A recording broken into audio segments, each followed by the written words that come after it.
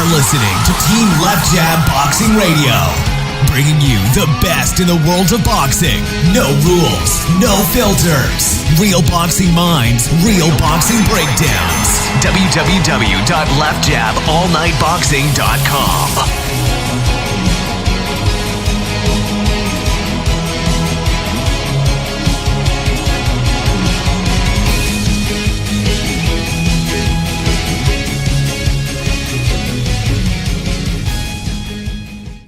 Welcome to Team Left Jab Boxing Radio. We'll be talking to FMW Leatherface Tony Myers in the nuclear heat seat, taking questions from the fans. Let's bring him in. Oh, hey, man. Hey, how you doing, Tony? Sam from Team Left Jab? Yeah, pretty good. What's happening, man? Doing pretty good. How about yourself? All right. So finally got a day off, man. I slept like 15 hours and then got up and went to the gym for like 2.5 hours. Nice. Well, I'm glad to catch you before you go back to Japan. I'm glad I didn't wait an extra week to set this up because I really didn't know that you were heading back there so early. Before we do this, this is obviously going to be, questions from the fans, the nuclear heat seat, just random anything goes questions. What's your schedule look like, for what you have coming up? I know you have a couple of shows before you head back to Japan, right? Yeah, exactly what it is let's see. Monday is my very last day at my regular job, and then early Tuesday morning is like the 6 a.m. red eye, and there's a connecting flight to Texas where I go get him. And from there, it's like straight to Oregon, and it's Ron Von Hess and the WUW promotion out of Oregon. They run house shows in Washington, so. Okay. And how long you see the? I was going to explain that, like, you see, the Japanese purchased the ticket before any of that went down. So Ron contacted me. He was like, we're going to need you out here. And I was like, oh, man, I'm going to go from the West Coast back to the East Coast because that's where the Japanese office bought the tickets out of. So. Right. Awesome. All right, cool. So it's like getting in. I was going to say real quick, like getting in at midnight and then having to wait till 6 a.m. when the flight from Japan leaves. So it's like camping out overnight. Yeah, that's a rough one, that's for sure. All right, cool. So, you got that set up and then you're on your way back. But again, I'm glad that we got this in. So we're going to get right into it. We got a slew of questions from the fans. I picked 19 to 20 of the good ones. And, the first one I'm going to throw right at you. This is from, he called himself Master Venture. He wants to know, what is your toughest opponent of your career? Easily Onita, because he's so deceptive. It's like the older you think he's getting, the more energy. That guy's got like an endless supply of energy. And after watching him smoke all the cigarettes that he does, I don't see how it's human. So, I mean, throughout the years, I'd have to say Onita. But I think one of the best, that you could actually like bell to bell, learn most from, and just his mannerisms and the way he gets people around the ring to work with him is probably Jerry Lawler. Oh, okay, nice. Was there you ever have an opponent that was just, kind of reckless in the ring? That could be a tough opponent too. Someone who, you felt like he was just, you're going to get hurt wrestling this guy. Yeah, that guy, they brought him in as Mantar, the guy from the WWE, and I guess when they were giving him a second shot with the Truth Commission, he came through Memphis, and it was just like every day. Because, they gave him a couple of victories around the horn and everything, but the guy would go to headbutt me and just drill me and everything. And I don't understand, And at one point he walks up to me, he's like, what are you supposed to be? Like, what's your gimmick? And I'm thinking, dude, you mean to tell me you've never seen a luchador before? It's like, Oh, man. I remember that guy. I haven't thought of him in God knows how long. It was like the mid-'90s you would see him on WWE TV. Never really, went too far, obviously. But Mantar, I forgot about him. Wow, that's a blast from the past name right there. All right, cool. Yeah, but he was just I'm going to say, like, from the minute I met him, the guy was, not to kick dirt or bury somebody, but, from the minute I met him, the guy was just so awkward, and he was just so hard to get along with. And just everything he did, it was like he had 2 left feet, and nothing ever felt right with the guy. Yeah. Well, that's obviously probably why the WWE didn't keep him around too long as well. They tried to, I guess, push him with a little bit of a gimmick. But, if I remember right, he was only there for maybe like a couple of months during one summer or something like that, and then he was long gone. So, Interesting. Yeah. Bret Hart's buddy. Yeah. Second question. Ryan Weber sends this one in. He says, now this is going to be random questions. There's really no rhyme or reason. I just, put them in order in the list. He wants to know, are you really a fan of the Leatherface movies? Yeah. I grew into, a very big fan, especially, after Pogo told me. He was like, first movie I ever go see with Debbie, the mother of his children, one of his kids here in America. He was like, very first movie we went to see, it was like a matinee. We saw Texas Chainsaw Massacre. So it was like he and I would sit there and watch that from time to time and joke with each other. He would, he'd be like, that's going to be us in 20 years. He goes, I'm going to be the guy sitting in the wheelchair and you're just going to feed me a finger of blood from somebody, Oh, But yeah, I grew into being a big fan of it. I remember the first time seeing the first one. It was one of my only high school buddies that I had stayed the night, and we saw that. And I remember waking up the next morning and seeing the first 45 minutes with him and just pausing it. And we just kind of looked at each other like, what the hell is this crazy? And then we paused it, and then we watched the second half of the original movie, and we were like, that is the craziest. Holy, was that real? Or it was that first one in 1973 or whatever year it was, the original one. That was a very strange movie. It was a definite classic, cult classic, and they, like all the horror movies, they rebooted it a few times. Some of them were okay. Did you ever like the reboot ones or not really? I mean, I like the reboot ones that were going for something new, a little more interesting, but it's the entire denominator of, I just talked with a longtime friend of mine on Facebook, and he was like, you can't tell me it didn't look ridiculous when Masawa took over the Tiger Mask persona. And I'm like, dude, what do you do? Yeah, give the guy a chance. Yeah. And I was like, bell to bell, anybody that's ever been in the ring with him will tell you, Masawa's one of the best ever. Yeah. But, people don't give it any shot at anything. It's if the rumblings were that they were going to make The Last Dragon, they were going to reboot that movie. Right. And then I fall into that same category of people going, no, it's not vanity, and no, don't remake it. So I guess I'm as guilty as anybody else. Right.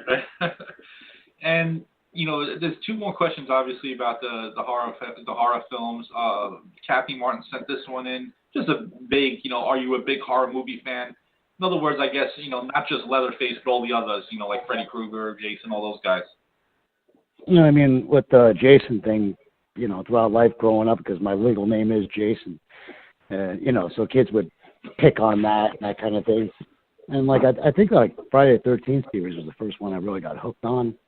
But the rest of them, I was like, I'd try to watch Freddy Krueger, and I'm like, he's not he's just a wise ass. He doesn't even have any muscle. He's not even big. That doesn't, no. And so, you go through the entire thing of watching The Exorcist and being like, all right, that scared me. And definitely. Then chasing that same dragon, the entire horror genre. It's just so interesting how those movies are made. We talked about the original Texas Chainsaw Massacre. In this day and era, a movie like that could not be made. I mean, just the labor laws alone that those people went through to make that movie. Oh, yeah, definitely. It is interesting. You look back at the classics from the 70s and even the 80s, and they rebooted them a few times, and some of the reboots are good. Some of them aren't so good. They're even coming out with a new Halloween in another month, which does look good. So, I mean, you always got to give them a chance because you never know. You might get a good one here and there. It's 50-50 usually. Yeah, people sell themselves short when they don't give, the new stuff a chance. Any of the newer wrestling promotions out there, they're like, oh, but it's not what it was. And I'm like, come on. Certain things stood their place in time, and then that's it. There's no way of bringing it back. It's also, too, a connection from people of something that they knew, or the first memory of it is so great that they don't want to let it go, and they don't want to give anything else a chance. And you gotta. It's all personal, like you said, and there's just other memories attached to it. So you always think back to a simpler, better time in your life. Obviously, in other words, if you're an ECW fan, you think back to that. you say nothing now is like that. But at one time, that wasn't, something so great either. People were like, well, what's this? This isn't, the 80s type of wrestling. So it's when you look back at like some of the original ECW, even back when it was like, basically it was at a Todd Gordon's like jewelry store, like it didn't age very well at all. No, especially when you look at like the Eastern Championship Wrestling before they really, brought in the guys that we know ECW for. It was just a lot, just a lot of the older wrestlers that weren't being used anywhere else, and it was, you got to give them credit for really changing the platform. Obviously, they knew, it wasn't going to last, but it had its good moments and its bad, and it got really good for a while, just like anything else, and then it's unfortunately, that's never gonna, happen again. It's a different time now, so you can't really dwell on the past too long. As big a fan as you are of something. Yeah, I remember, like Onita goes, "Hey, brief synopsis of CZW, like if you were to ball it all up." And I go, "Oh, okay." I said, "You know how like ECW was like the FMW of an yeah." And I go, "All right, well, picture CZW being the new ECW." And he was like, as many fans, was it more rabid? And I go, no, because so many people weren't willing to give him a chance. They held on to the ECW, and they didn't want to give the newer, and the stuff that the young guys in CZW were doing. I mean, if you were to, put them side by side and compare, I mean, they just blew out the water. Yeah. What the ECW guys did. Yeah, but definitely. To anybody else that was an ECW fan, they wouldn't accept anybody else. Right. Yeah. I mean, you kind of just hang on to those memories for sure. Very interesting. One more question from somebody about the monster movies. Brian Lewis, he says, Leatherface, Jason, Michael Myers, Freddy Krueger, if they were all put in one movie, basically a free-for-all, who comes out the winner in that movie in some way? Probably Jason, because he seems to have, like, way more psychological issues. Whereas, like, Leatherface was all over the board. He was cross-dressing, he wore a wig, and then he wore a different apron. To, like, he seemed a bit distracted. Whereas just like Jason wasn't wondering, like, you always saw Leatherface wondering, like, where the hell are all these people coming from? So it took, like, a minute for him to actually, like, analyze and understand. Whereas Jason was just like, all right, you're here. Sling, you're dead.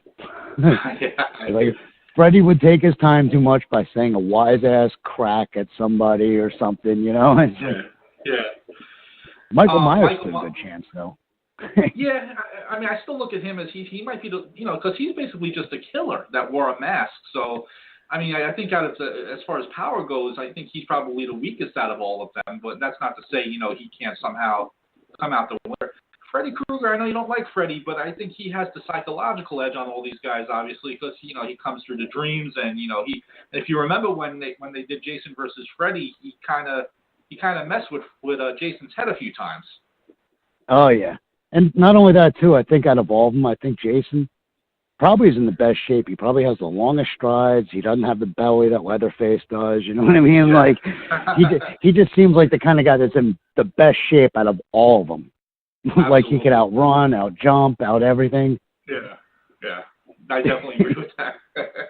So I'll give him the edge there. I don't know how you get them all together, but it would be an interesting scene to see that. You never know. Next question comes from Genevieve Newens.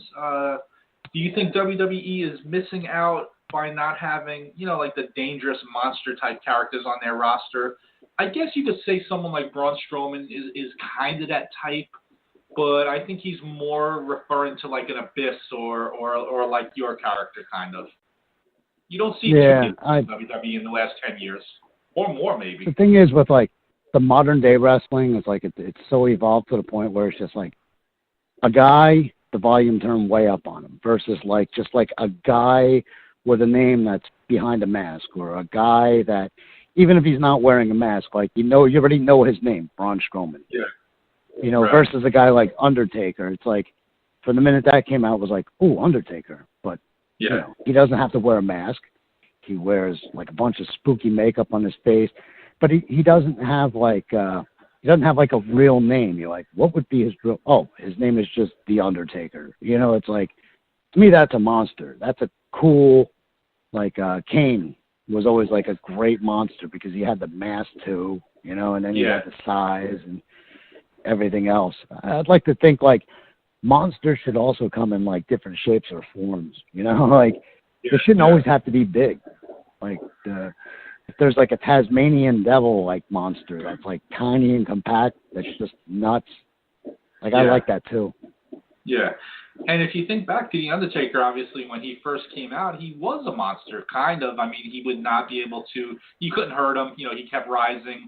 And then he kind of stopped doing that, you know, over time. But his character was pretty much a monster, if you think about it. Yeah. The Japanese have always, like, heralded him as, like, a monster. They've always felt like that's one of their favorite monsters ever was him. Yeah. Yeah, I definitely And I could see why. Sure. I could see how that, It's funny, like one of the first pictures you run into, like you walk into Rivera Steakhouse and there's like at least 2 or 3 different pictures of him, like almost like incarnations, you know? Yeah, different levels. All right, cool. Next question. This is just from Lou, no last name. What's the biggest difference in the Japanese fan base from when you first went there to like it is now in 2018? Or has it changed at all?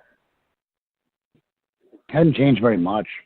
It's funny because it's like, to me, it harkens almost to the Japanese culture. Like, they still use fax machines. You know, it's said to be like the most technologically advanced country in the world and everything else. They're still set in their ways.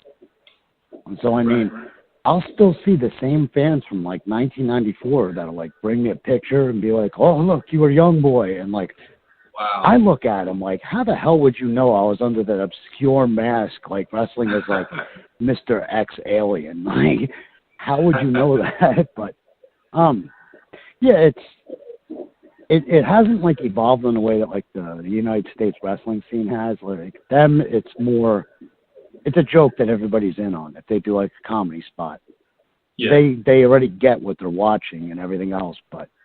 Too, it's great because the fans over there like really take themselves out of. I know nobody's scared that I'm really going to hit them with a chainsaw, but they do a damn good job of tucking into a ball and covering over their kid and people in wheelchairs getting up and running for their lives. Like it's because it's all something that they're in on. To them, that's their way of engaging in it. Like I throw my hands up and go to do the dance with the chainsaw above my head. And I'll see people doing it like along with me, like standing their distance. They want to engage. They're just like the fan, you know. Yeah. You know how if you have like a small independent crowd, some of the like a lot of the people there in that small crowd, it's like they won't want to engage because they feel almost like embarrassed if there's only like 35, 40 people in the building. Right. You know what I mean? Like they feel it's too personal. They don't want to interact and engage. The ones that do are my favorite people. Like, I'm like, oh, you know, let's go with it. Why not? Right. Like, it's kind of we're funny. Here live. No, I'm sorry. I was just going to say, if you think back to even in the United States, you know, wrestling maybe in the 70s or the 80s and maybe in the smaller promotions before, you know, Vince kind of knocked them all out. What's kind of stuff like that? You know, I guess the fans, you know, believed it a little more. You know, it was before everything was out in the open and. You know, the fans would get very upset at the heels, and they would throw stuff and have to be rushed to the dressing room if something bad happens. Obviously, you don't see that anymore, but you're saying in Japan it's kind of still a little like that? Much more. You know, it's still treated like a sport, and then it's also treated like a business. I mean, I don't want to get on a bashing spree of America, but like the stuff that you see here, it's like, the business used to be ran by like shrewd, carny businessmen and who had to hustle and make a buck and get it out there and make money. And these days it just kind of like is like a bunch of like super fans like, hey, let me get my friends together and run once a month at this shitty old abandoned building. And, you know, my other buddy over here, he'll be the world heavyweight champion. You know, it's like. Yeah. I definitely you can see where it gets ridiculous. Yeah. Definitely. Like the Japanese would take a concept like that and just make it ridiculous, but make it ridiculous like in a cool, funny, quirky kind of way. Like I remember I wrestled for years, several different masks and gimmicks in IWA Kokusai. And it's like IWA Kokusai was on Goro Surumi and his son, and they would do like 100 different mask gimmicks a show. And sometimes the crowds would be 40, 45 people there. But it was like, still when Goro Surumi would cut his promo at the end of the show being like, I am the IWA Kokusai World Heavyweight Champion. Like 40 people are cheering for him, and you're going, Kokusai means international. Internationally, you've drawn like, you know what I mean? But like the fans are kind of like, they're in on that joke. Like, hey, it might only be us here, but yeah, this is the whole world. This is the whole universe. International. All right. You know, like, that's awesome. You don't get that in America. Somebody would do that, and then they would tweet or laugh about it openly. Over there, it's like a joke that we're all laughing with. Yeah. We don't take it that serious. I definitely see the difference. I definitely understand that for sure. Next question, Parts Unknown Assassin sent in. This is an interesting question. I'm curious about this myself. You know, why did the Japanese fans love Kenny Omega so much? And I guess this is a second part of his question. Chris Jericho as well. Is it just because they're different types of wrestlers, or is it because they're American? I mean, what's the love, especially for Omega, I think, more than Jericho? I think with Omega, it is that he, from day one, always wanted to be a part of that culture. He always wanted to speak the language. And they watched him come in, and he only knew 5 words of Japanese. And then they watched him study books and, you know, play his video games. And, you know, he was just like a cool guy. You know, it was like, if you watch like anime and you see that cool character on the screen and he's got sunglasses and he's, you know, very like very, you know, in leather, like sexually ambiguous, like what is going on here? To them, that's cool or that's neat. And not only that, it was like throughout time, they've seen him increase his vocabulary. Now he can speak in sentences. So the Japanese people are like, he's like one of our own. Yeah. So that's what it is right there. Then they just respect the fact that he wants to be there, it sounds like. Yeah, and he made such an effort to make it all come together. Like a story like his, you couldn't really. He had a couple people that were behind him and brought him into this tiny little promotion that had been up and started, but it was like real genre. You know what I mean? It was like a lot of comedy, a lot of like dirty humor, really off the wall stuff. And it's like they saw him start with them and just kind of climb the ranks. And of course, he gets accepted into New Japan, who now has a working deal with this tiny little indie that came up. I mean, to tell you how far that a place like DDT has come, they now have accredited college university that you can attend to be a professional wrestler. It's an accredited college course that they got passed through the government, where people sit in a classroom and study wrestling. Like that goes to show you right there just the level of dedication that all the DDT people had. And, you know, he comes to there, then he goes to New Japan, and at first he was like, wait a minute, am I going to have to go to the dojo and do all this over again? And then he said to himself, he's like, well, it's probably the best thing for me. I'll learn more. Like, as a Japanese person, looking at a guy that humble, you would have to latch on to him. You would have to like him. Like, me personally, I like him. Because I always told myself when I was coming back into DDT in 2014, like we would swap messages all the time. And I'm like, he's got to be aware, man. He's going straight to New Japan. He's booked on all the house shows. Like, you know, who has time for a 40-something-year-old guy who is just doing shots with Pogo in DDT? But he did. You know, he's just that nice, that humble, that down to earth. And I mean, he has taken his criticism and done everything he can to, you know, just better himself in every which way. He's amazing. He's an amazing wrestler as well. I mean, you know, you watch his matches, and you know he puts on these amazing high-flying, high-speed matches.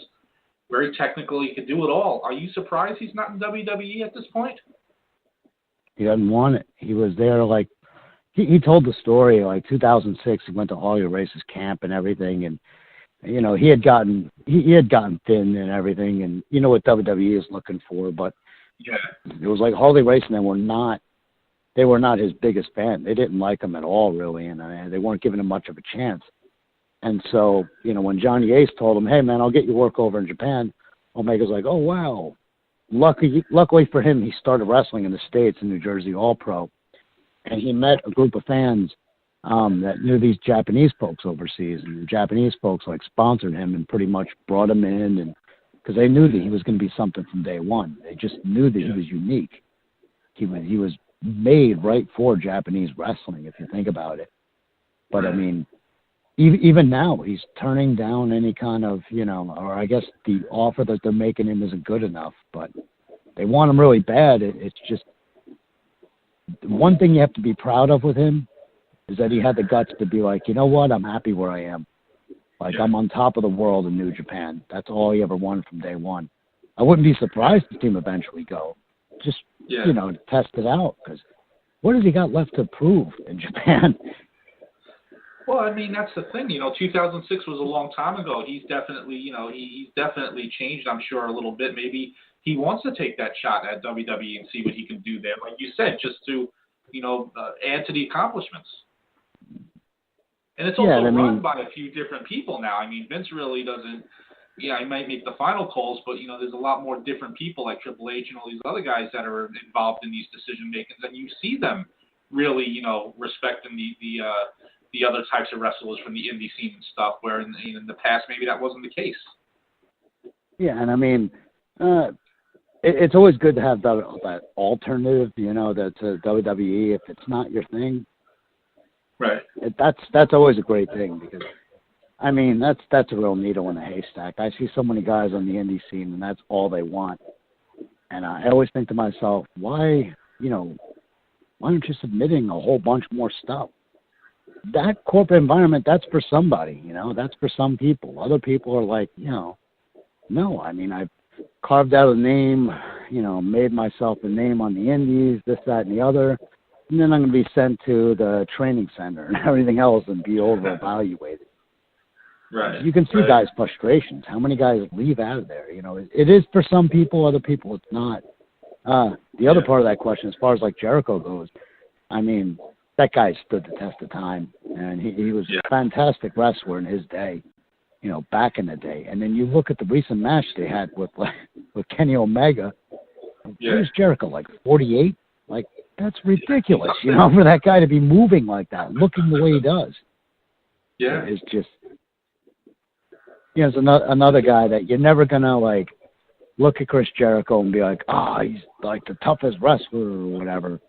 Right. You know, real life, he has held his own in a lot of, like, fist fights and stuff like that. But, you know, even so, I think, like, the finesse and the way that he does things is, like, unbelievable in the ring. And to stand that kind of a career and that test of time and, you know, venturing out with a podcast and his own band, and he's on, Dancing with the Stars. I mean, he's done it all. He's done it all. It's amazing. All right, cool. Next question from Mike P. Any regrets in your career so far? I've had too many. But to say where it hasn't put me, you know, where I am now, I always try to tell guys, like, I'm the best guy to learn what not to do from. Like, everything I've ever, like, first stepped into, I've screwed up bad and then had to, like, work hard, I guess, to overcome and overcompensate for it. Too many times, especially getting to know Japanese. It was like, you know, the bosses would sit back, and Onita's like, don't worry, I'll talk for you. And Pogo would tell me the same thing. And then I would get ahead of myself and be like, you know, Hajime Mashita instead of Hajime Mashite. One of them means, very nice to meet you literally for the first time. The other one means you're going bald. So you can imagine, you know, the kind of shit that I've stepped into. Memphis was definitely my first reality check as far as, like, screwing things up, you know. I did everything that you're not supposed to. I would ask when the show starts, not when the matches begin. I would bring kayfabe sheets into the locker room and read them. Anything you could do to screw it up, talk too much instead of listen, said the wrong things to the wrong people, But for some reason, I guess somebody overlooked my shortcomings, and Still give me a chance to do something else, you know. Yeah, that's awesome. All right, cool. Next question is from Phil, no last name. What is your biggest accomplishment in the sport if you retired today? Surviving it without being a casualty of it. Because even recently, we've buried how many people? It's just freaking insane. But yeah, I would have to say surviving it all without being like a big casualty of it. Just another story, just another. Tony got drunk and ate too many sleeping pills and didn't wake up. Right. Yeah. That and on top of, having a healthy relationship with all my kids, it's difficult to do, especially when you're half planet away. But right. They're your kids. You're gonna love them regardless. Anyway, it's just to know that I know within my own heart I went out of my way to, as far as parenting goes. I mean that itself is so difficult. Anywhere in and around professional wrestling, you hear the horror stories. Oh yeah, definitely. All right, cool. That's a great answer. Wrestling Legend sends in the question. Actually, I'm ahead. No, I thought I was ahead of myself there a second. He asked a question. Now, I don't know if you don't have to answer this if you don't want to, but I'm going to ask it anyway. He wants to know who's the worst person you've dealt with in wrestling. Holy mackerel. I'm trying to think of one's worse than... I was like, should I add this? But I was like, you know what? It's a legit question. I was like, I look at it and I go, which one's worse than the next? Like, I have a whole laundry list of people that are just trash all the way around, the worst human being you can imagine. But I got to honestly say, and I did cross paths with him, so I guess he does make, he shoots straight up to the top of the list easily, is that Buck Zumoff guy. Oh my God. The ungodly things. I mean, come on, nothing's topping that. Yeah. All right. I mean, or through proxy of people that I've met, I guess if that qualifies for the question. I actually have met Rock and Rebel, and just what a god awful. You know what I mean? Like I always had my guard up. I was always told by people stay away from him, and I'd be like, you know what, man? He seems like a good guy, and they're like, he's a this, he's a that, and then you saw the way things turned out there. Yeah, I mean, that's let's talk about him for a second. I hadn't thought of that guy in about 15, 20 years. I mean, obviously he was, one of the guys that was, one of the guys on the ECW early cards. And what was his deal though? Was he always known to be someone who, what did he do? He just hit his wife and stuff like that? Was that known to, all the wrestlers? Yeah, was he druggy, or what was the deal with him? Yeah, when it came out, from the, and it could be said now because it's all over the place. Because, it's all over the internet, his wife's mom has went on and on and on about 3 decades of abuse, mentally, physically, and all that other stuff. And what can you do? I work a regular job. I cater food. One day, me and my coworker, we got into a discussion, and he goes, what can you do for a woman that's being abused, though? He goes, years ago, his upstairs apartment, he's like, he would hear the guy beating the shit out of this girl every night. So one night he went up there and he's like, this has got to stop. And the guy's, F you don't know her, you don't know what she's done. And he goes, you know what? He goes, I'm calling the cops. He called the cops, and take a wild guess what happened. The girl takes the husband's side, and the cops are like... Yep, that's what I figured that. Yeah. Domestically, what an awful place to be in. I mean, if you want to get away from somebody, you don't want them in their life. I understand trying to the bitter end not to have a broken family, if you got kids between you, but come on, life is too short, Not only that, some women, and I truly mean this, some women are a very strange breed. For some reason, they love a challenge. They like that environment. It's a crazy world out there, man. Well, they think that they think you're right. They think it's a challenge. They think they're going to be the one to change this guy. I mean, I've heard that too before, and it usually doesn't happen. But, as far as the Rock and Rebel goes, I mean, if that's true that, his wife, he was, it kind of wasn't good between them for 30 years, that's ridiculous. I mean, she should have got out of there a long time ago. Yeah, and in the case of like a Buck Zumoff, all right? Yeah. What scared the attorney in this case was how many of the professional wrestlers, how many of the boys knew that was going on. Tell me that isn't like disturbing times 8. You know, the guys knew that he was sleeping with his own daughter. And the wrestlers, they didn't want to lose a booking, so they're not going to bother to speak up or have a set of balls, you know, of what's right and wrong. Right. I mean, people's sickness, I guess, overrides, like, them as a human being. You know what I mean? Like, the level of sickness involved with that Rude Boy O'Reilly guy from Jersey or upstate New York, the guy that got busted with infants nude on his, like, Google account, like, how sick are you? That definitely qualifies for one of the, you know, worst human beings I've ever encountered in wrestling, you know. Yeah. Other than that, you know, wrestling for some reason attracts the most unscrupulous, shady, you name it type of people, you know, who just want to use the business to make money and just screw people over. And that doesn't matter because, you know, it's an old school carny trick that we do. No, you rip somebody off. You're a piece of shit. You know, it's like wrestling's littered with those. So I don't know if all those people qualify, or to me they're a little bit, you know, they're higher up on the rung of the ladder because, man, you know, like I said with the other folks I mentioned, to commit those kind of crimes is just sick.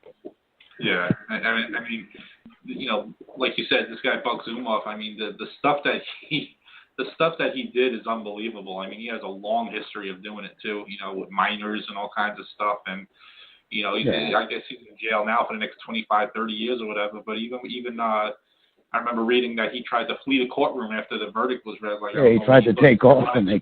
Yeah, I think it was going to run into the bushes and not be found. So he was not playing with a full deck from the beginning apparently, and you know, he's just a pedophile. It's amazing. Sick buck, you know. Yeah. Sick, all right, next question. Buck, but how many people working for that place and everything else, how many people actually knew about it? I ain't trying to judge nobody. I'm not trying to say I'm holier than thou, but probably plenty of people, I'm sure, knew about it and just didn't say anything. You know, that's the fucked up part, though. Disgusting. All right. The world is a horrible place. Yeah. Next question. I agree with that. Next question from Phil. No last name. Oh, I'm sorry. I kind of got mixed up here for a second. It's from Mindy K. What would you be doing today if not for wrestling? Now, I know you have a regular job, but you know, I guess she means as far as, you know, to fill the gap in the time that you do wrestling.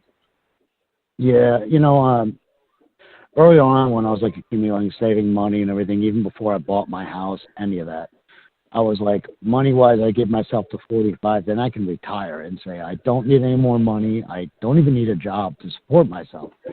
And then as 45 started to roll around, I'm like, I kept questioning myself, like, what is it you're going to do every day? Even if you have enough money saved to live off of interest for the rest of your life and you're able to pay off taxes on that money accumulated every year, what are you going to wake up and do? Like, do every day? And, like, ultimately my dream, and this would have came up long before that, I fell in love with teaching English, you know, at the church that I go to and everything else, which several of the old FMW roster, a lot of pro wrestlers, some of them from Wing, the old Wing promotion come there. So, yeah, I fell in love with, like, teaching, and my ultimate goal was, like, you know, I saw this old warehouse that was, like, abandoned. It's, like, on the northern part, like, edges of Tokyo, and I'm like, what if I bought that warehouse and just kept working and working to where, you know, I teach English there, then maybe, you know, I could continue going to school. And yeah, so ultimately my goal would be, you know, get the financing situation right, because, you know, I took out a couple of CDs and, you know, savings accounts and that kind of thing, and buy that building and teach English there, maybe in like a tutor sense. But two, I know that wrestling thing that I'm passionate about. I would set up a ring, because for everybody out there that's finding hotels too expensive, you know, I could, with a giant like warehouse building, you know, you could build off sections. So teach English in the one part of it and just have like random things throughout. Maybe I could sublease it, but and then eventually build to where I could get it like to being almost like how I said earlier about DDT wrestling, like get it to being like an accredited college course, you know, like. I know it sounds like a pipe dream or whatever, but so many of my years of my life have went by without me thinking like long term, like what I'd like to have. And that is definitely it.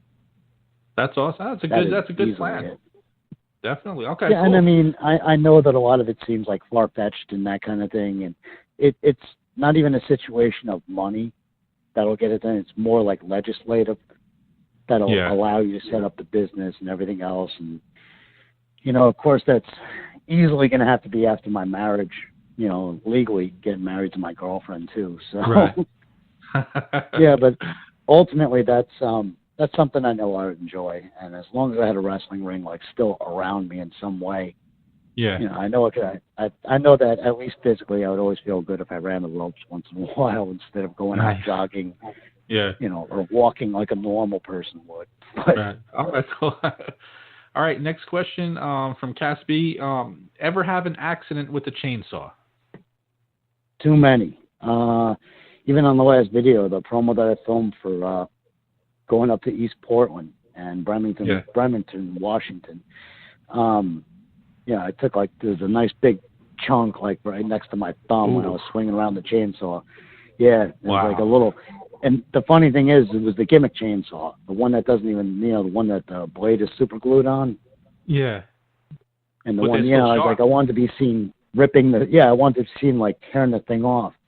I guess I got a little overexcited when I was tearing off the actual blade from the chainsaw, and it just cut a nice chunk out of there. Other than that,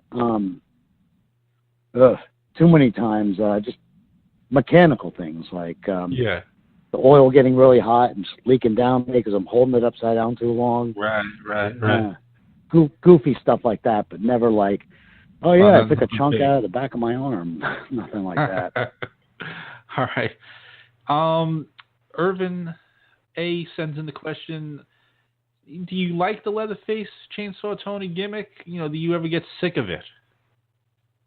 Times I get sick of it, if I'm transporting myself and I don't have anybody picking me up, and if the booking's a couple train stations away from me, I'll curse the day that I was given any kind of a chainsaw gimmick because that thing is heavy.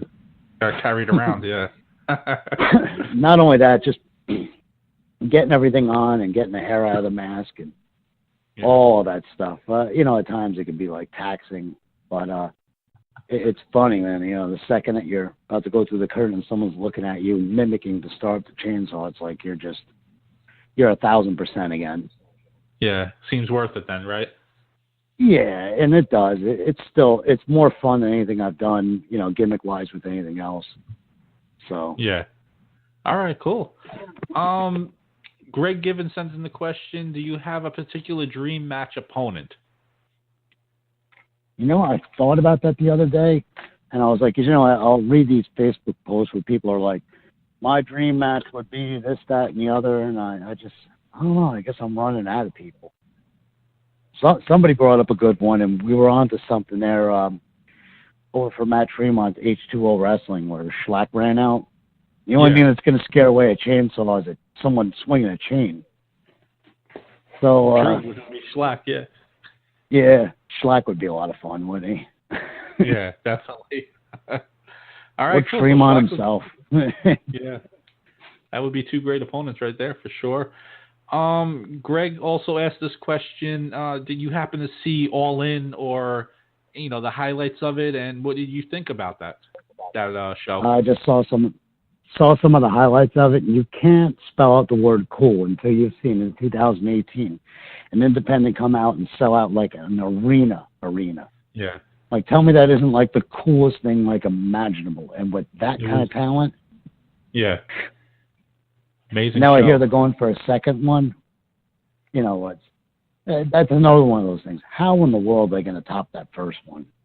Yeah, and it's interesting what they're going to do with it. Is it going to be a yearly thing? Is it going to be every 6 months? Are they going to maybe try and do it a little too much where it's watered down? I mean, there's so many ways they can go. I guess they don't really probably know themselves just yet what they're going to do. But the first one was definitely a big hit, that's for sure. Yeah, they didn't plan on that kind of success, and I don't even think that, even when they consider all the talent that's around, I don't think that even with the talent that they considered for a minute that, hey, we're going to have something this great. I didn't think they themselves thought that they would pull it off like that. But I mean, that kind of support from the most inner core of wrestling fans, that kind of support, you're going to fill up an entire arena. Like, that's unbelievable. You know, that's a feat that you don't feel will ever be topped. Yeah, it was amazing. And it sure was. Yeah, I saw the highlighted forms and everything. I didn't actually order it. I really haven't had time. But of what I saw, you know, the lighting itself looks really cool. The ring and everything. I mean, yeah. Of course, they had what's commonly referred to now as a Titantron setup. All that stuff looks so awesome. Yeah, it was well put together. That's for sure. It definitely wasn't. You know, they didn't run into really too many glitches. It didn't seem like. It was a well put together show. I think that they should get extra points too because they're just an independent, not even. Yeah. You know, or they were going to be a one-time only or what have you. Right. You know what I mean? Yeah. Like that, to me, that gets magnified. That gets. It's the word I'm looking for. It almost like magnifies it. Yeah. Yeah. Extra credit for sure. Definitely. All right. Next question is from Divine Rivers. She wants to know who you consider the greatest heel in wrestling history. I'm sorry, once again. Divine Rivers, her question is, who do you consider the greatest heel in wrestling history? I think guys like Brody or Hansen who did it so good, you know, to where, I mean, they eventually were cheered anyway. People just respected their work ethic. I'd say as far as like terrorizing goes, maybe like one of the best like heels I've ever seen in my life was like the Sheik. Yeah. Because with everything the guy brought to the table and to send people running and terror and just the formula that it took and how long that Detroit promotion survived on just that alone, on that kind of heat, I don't think that could ever be topped. Right. I agree. You know, one of my favorite heels was always obviously Roddy Piper. I never understood, you know, he was so hated, you know, let's just say the WWF period, because, you know, he was, you know, the promotions and stuff before Vince got him, and he was a heel there as well. But just that 84 or 83 until, you know, maybe like 86, well, let's say about 86 when they made him, you know, a good guy. Isn't it amazing that they never brought him back to being a heel after that for the most part?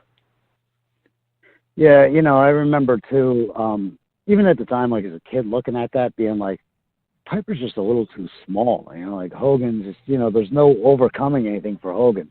It just looked like some tall, slender guy that he could just like shake off and beat anytime he wanted to almost. Yeah. But Piper did the smallest things to always get his heat back.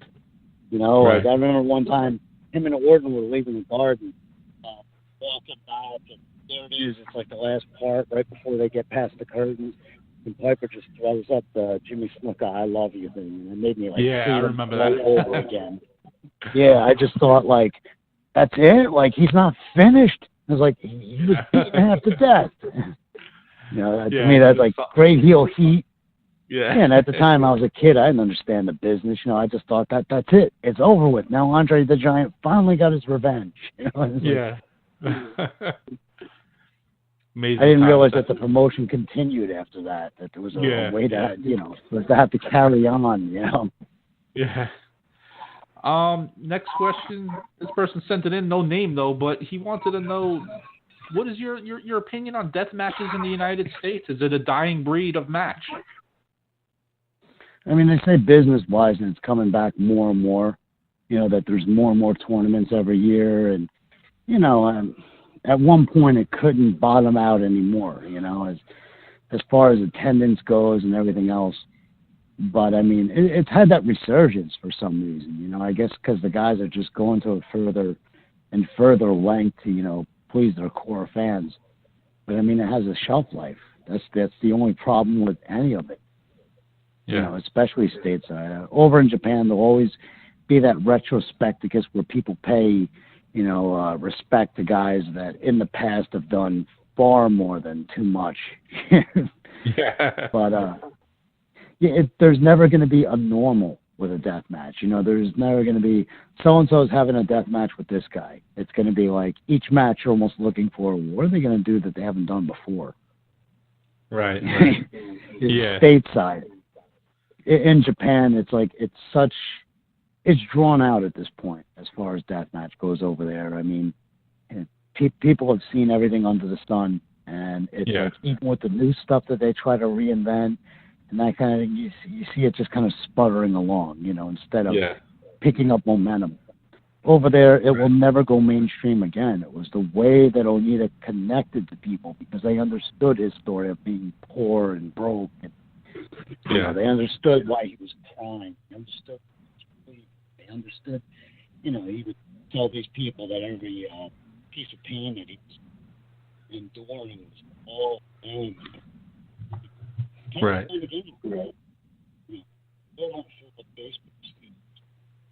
Over there, it's never been mainstream states.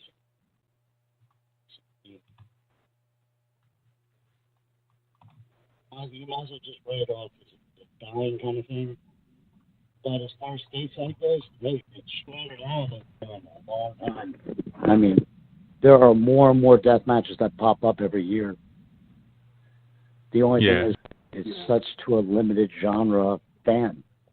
You can introduce your friends to it, and they're either going to hate it, or if they like it, they'll eventually get burned out on it.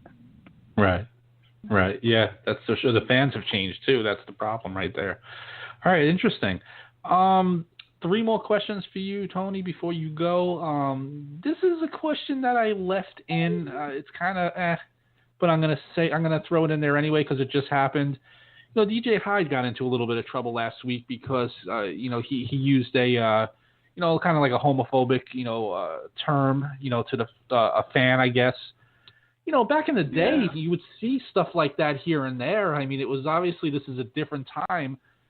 You don't know if that's going to be held against him. You know, you saw a couple of wrestlers making comments, but DJ Hyde is kind of someone who some of the wrestlers don't like anyway, so they might just be jumping on it because of that. What is your whole thoughts on that? You know, the fact that you got to, not even necessarily what DJ Hyde said, just the fact that you got to watch what you say now, and, you know, it's just a different world. Yeah, absolutely. 2018, it's nothing at all like what we thought we knew before or nothing that we've seen. I mean, how many times has it been now where, I mean, the whole PC thing, you know, it started so long ago we should have saw it coming. But, you know, you have to know better than to do something like that, regardless, under any circumstances. You know that 2018, things are going to get out there. Yeah. And there's always footage. It's almost like you should have known better. Yeah. In one sense. In another, I understand your average person sitting back going, oh, everybody needs to relax. I'll agree with some of that. But for other people out there, if they're offended, then they're offended. There's nothing you can do. You know better than to do that. So. Right. Yeah. No, it's just the way it is now. You have to be careful what some of the things you say. You know, it's a fine line, you know, between trying to draw heat from the crowd and, you know, saying something that, you know, is going to go viral and, you know, possibly ruin your career, right? Yeah. I mean, there's a world of difference between what was done before and what's done now. I mean, things have changed so much. I mean, when you look at yourself as a person, who you are and what you were 10 years ago, it would probably scare the person today. Yeah. I don't think any of us have all stayed the same. Right. It's true. You evolve. So you kind of project that onto society and turn up the notch and multiply it times, how many are there? 4 billion of us on this, or 7 billion of us on this planet?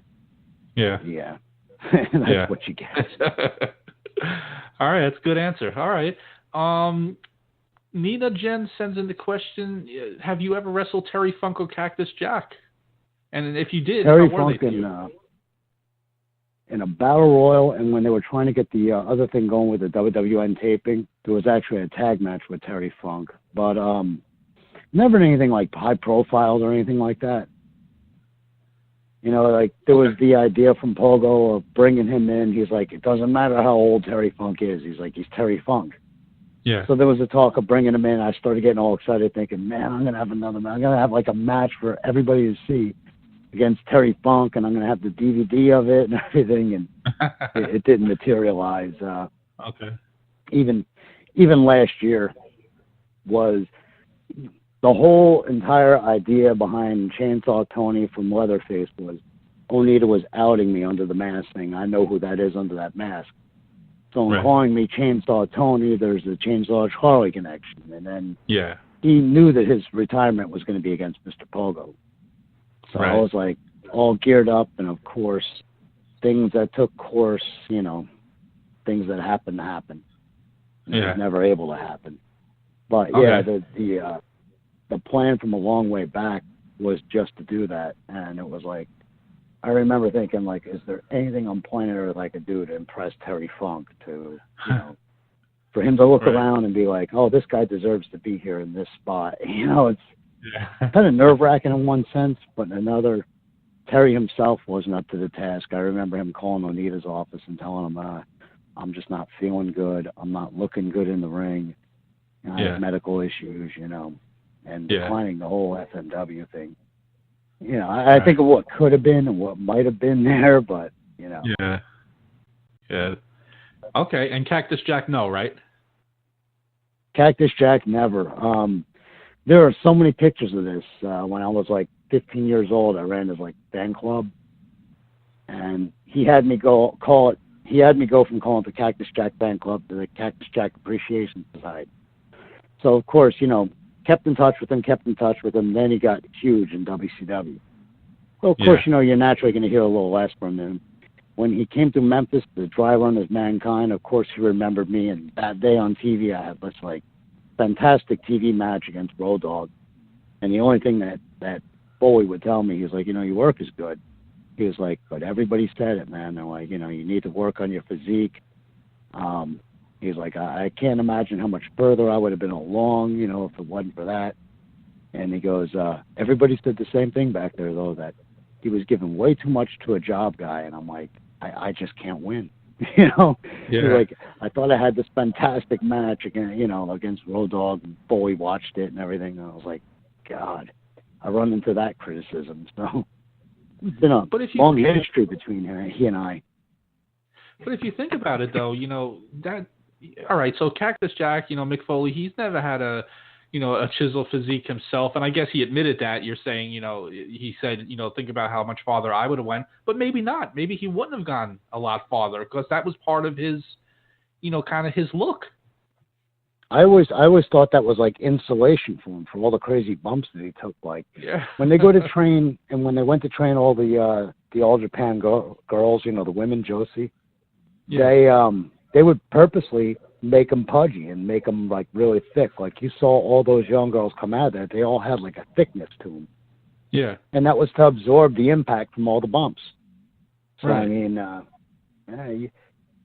to me, that's what made him unique, was that he was a guy that just had this terrible body that was doing these crazy things and losing clumps of hair, and I fell in love with the guy. I was his biggest he was like fan. a regular guy. He was like a regular guy, you know. So you know, the regular guys could really, you know, relate to him. You know, not everybody's walking around with you know, 6-pack abs and stuff like that, and big muscles, and you know, a V shape. You know, Cactus was one of us. Yeah, and on top of it, his promos drew you in so much. Yeah. Because here's this guy that you knew was like innerly tormented. You didn't know what made him. He was a good monster, you know. We talk about the whole monster thing. He was a monster in his own right, you know. Right. Yeah. It was like just how people analyzed it as to why this guy is like this. True. Very true. That's an excellent point right there. All right. And the last question that I have, this is also from Nina. Is there anything you hate about wrestling? You know, the fact that I can't, everywhere I go, I can't walk into wrestling school with a resume like glowing on my head or anything like that. So when you meet some of the young guys, some of the younger crop of talent out there, it's like, God, they're even more clueless than we were. We didn't have a clue. It's like, the one person, she was up at a school that's like maybe 5 miles from my place. And she was like, oh yeah, you're going to wrestle in China. That's right. And I'm like, God, nobody's even smartened you up to that. Like, but yeah, or somebody will come up to you, hey, are you a wrestler? When you're walking into school, and I understand these people don't know you and that kind of thing, but to have to go through the whole story and then not sound like some egotistical blowhard that's like, well, kid, I've been wrestling since 1989. Like, I can't ever be that. I can't ever be that stereotype of just, not only that, I guess I'm humble with compliments and that kind of thing. So it's like, there's always like that awkward kind of feeling. Yeah. But it's like to break the ice with somebody who's pretty much been there, done that. It's like, wouldn't you use a better way to get there? Then too, for them, it's got to be such a confusing time because everybody they've run into is a superstar that they've never heard of. Yeah. Yeah. True. All right, excellent. I actually have one last question for you. This one's from me before you go. It's interesting because you kind of just walked me into it. Basically talking about wrestlers who have been around a long time, and when you see guys, we'll just use The Undertaker and Shawn Michaels as an example. The Undertaker, he seemed like he retired a year or so ago, but he's kind of been back, a few times, and seems like he's back to stay now. Kind of immobile in the ring. He's obviously older. I even read today that Shawn Michaels is looking to come back, and looks like he will come back for one last match. When is enough? Obviously these guys, it's hard for some of them to, hang up the boots for forever. Do you think it's benefit to them or their career or even their legacy to just keep coming back like this? Yeah, what's funny? That ties into another answer that I gave. It completely ties into it. Like, you talk about the difference in America and Japan. Over in Japan, they have a big ceremony. It's the retirement of Junichi Tenryu, and it's the retirement of Atsushi Onita, and it's the retirement. You know what I mean? Like, yeah. And then if they come back, then it was like all the fans are like, oh, yeah. Yeah. Versus America, it's like, well, we figured you were coming back. It's like, this is America and this is wrestling. You're allowed to, you could break your word. It's all right. Hey, we get to see him again.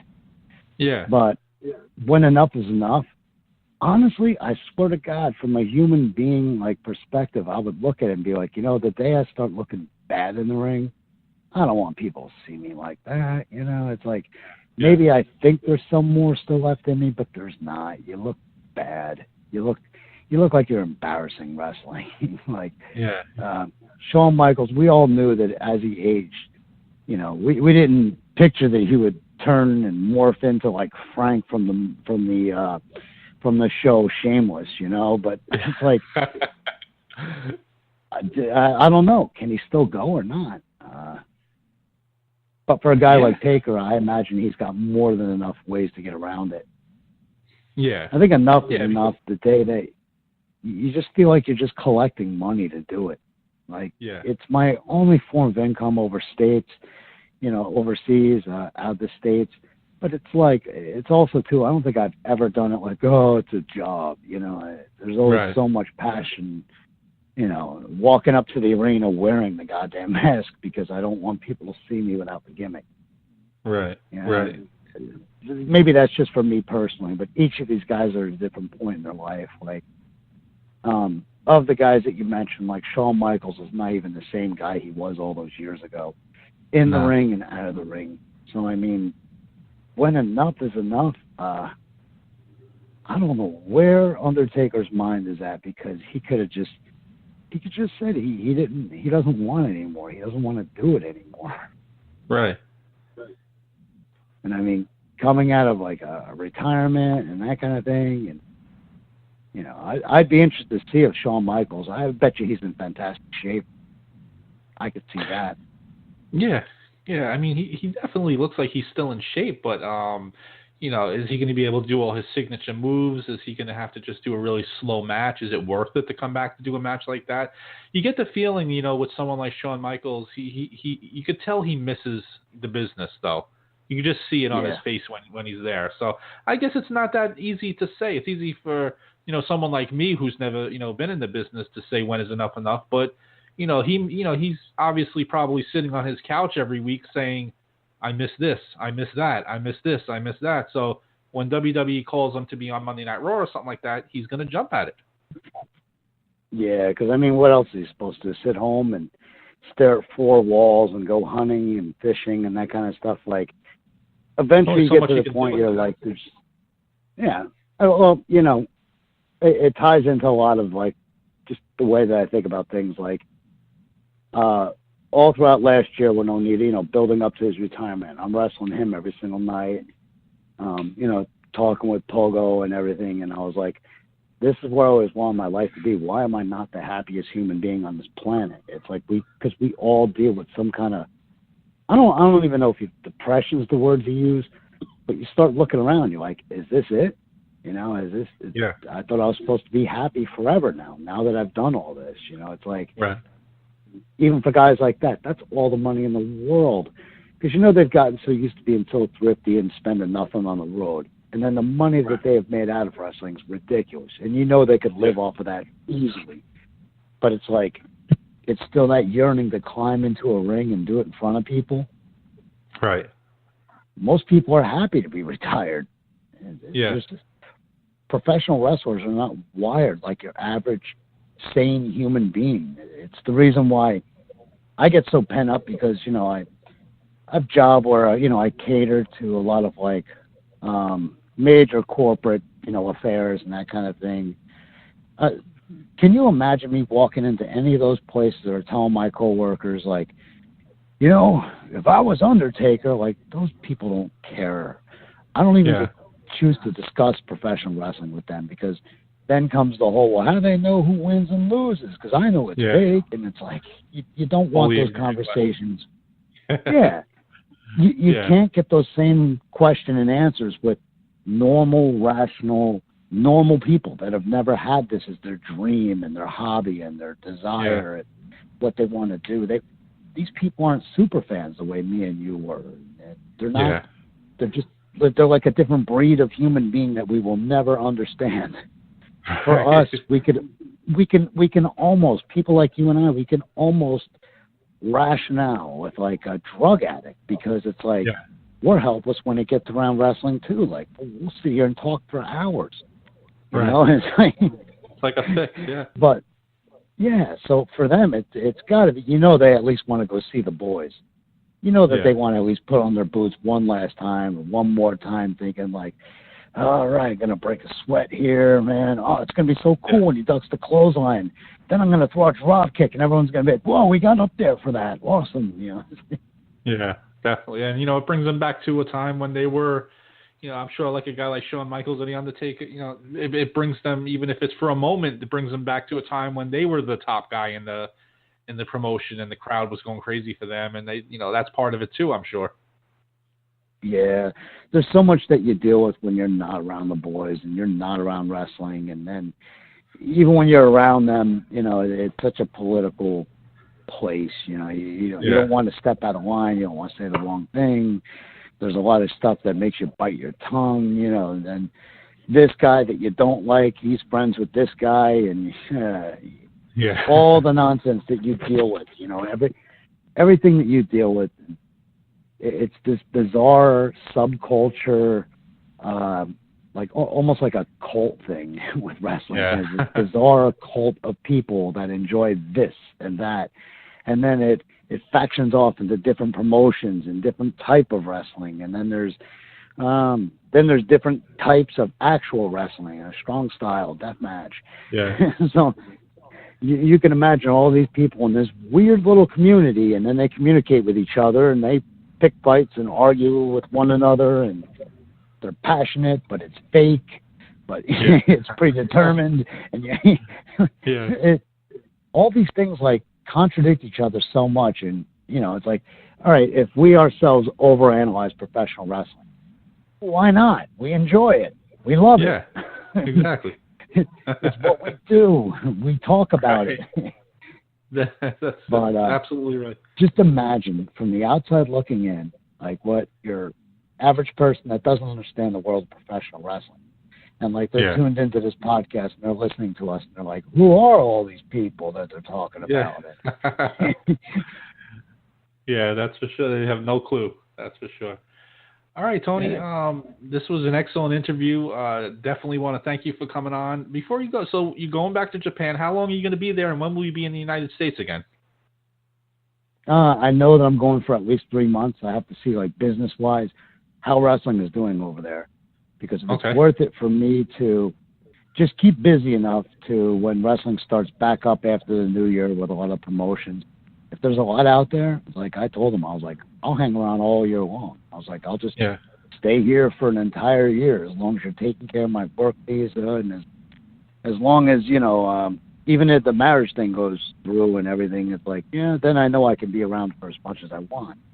But it depends on so much because you never know if one promotion is going to draw well, if one promotion's not, and then another one is not running any house shows after December, and another one's going to reboot after the new year. It's like I really have to judge that. And not only that, I got my old lady on top of it. Like, Yoshiko's cool like that. She was like, wherever you got to go, whatever you got to do, because she sells all my merch and everything. And for her, it's a regular, full-time job. It's how she was supporting herself. Even before the both of us settled down. Right. But, it's like with all things considered, I know that I'm going to be there past the new year, at least. Okay. All right. It's just how much further after that, I don't know. All right. Well, I'll definitely always, keep in touch with you, keep tabs on you, and, the next time you're back in the United States, we'll do this again. I really enjoyed it. Yeah, it's fun, man. For me, like I said, it's therapeutic, I get a lot off my chest. It's fun. It definitely is. All right, Tony, thanks a lot, and we'll talk again soon. Thank you. Hey, thank you so much again for the time and platform. Take care, right? All right, you too. Bye.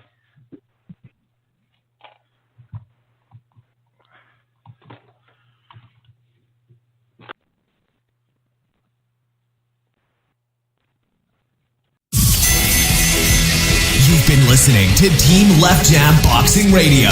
Check out our site at www.leftjaballnightboxing.com for the latest interviews, real boxing minds, real boxing breakdowns.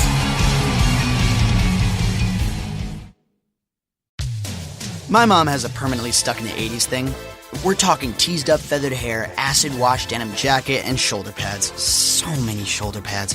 But I just got a new phone from AT&T.